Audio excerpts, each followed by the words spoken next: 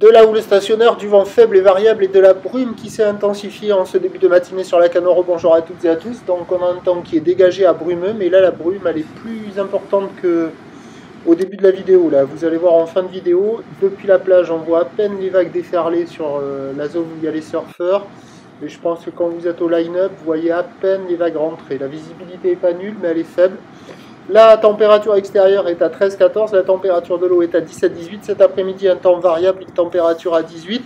On est sur une marée qui est actuellement en train de remonter. Le plan haut est à 14h45 avec des coefficients de 54. Et sur cette marée qui monte, on a déjà le vent qui hésite un peu. Je l'ai eu un peu nord faible, un peu est faible, un peu nord faible, un peu est faible. On ne va pas répéter ça. C'est du vent faible et variable. Le plan d'eau est idéaliste, les phases de vagues sont lisses, là où les propre et longue, avec 13 secondes de période orientée ouest-nord-ouest à nord-ouest, donnée par la boue Arcachon-Gascogne ce matin à 2,41 secondes. Ça nous fait la même taille que tout à l'heure là. Il y a 1,20 en déferlement régulier, 1,50 sur les séries qui rentrent fréquemment, 1,80 comme on voit là sur les grossettes.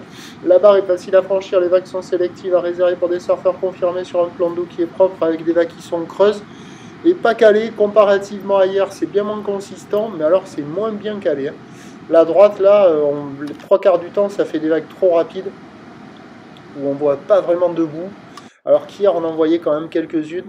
Et la droite, au large du banana, il y a les inters qui arrivent à passer, là, un peu comme ça, là, avec des épaules qui sont rapidement molles, et dès qu'il y a les grossettes, ça a tendance à barrer un peu.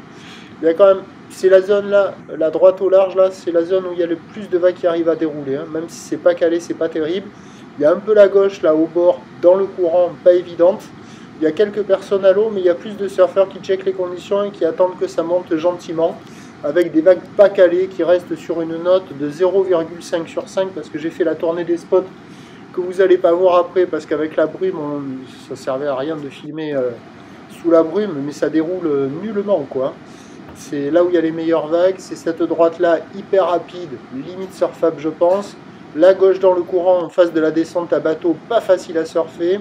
Et la meilleure vague, c'est la droite au large du banana, où ça arrive à dérouler par instant.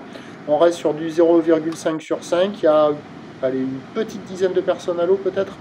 L'évolution pour le reste de la journée, ce train de houle qui va lentement s'amortir. La boue Arcachon-Gascogne, elle roucoule là, elle enchaîne successivement les relevés à 2,31 secondes.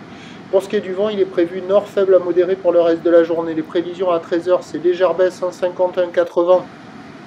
Houle ouest-nord-ouest à nord-ouest, 13 secondes de période, vent de nord 1,2. Et à 17h, 1m20, 1m50.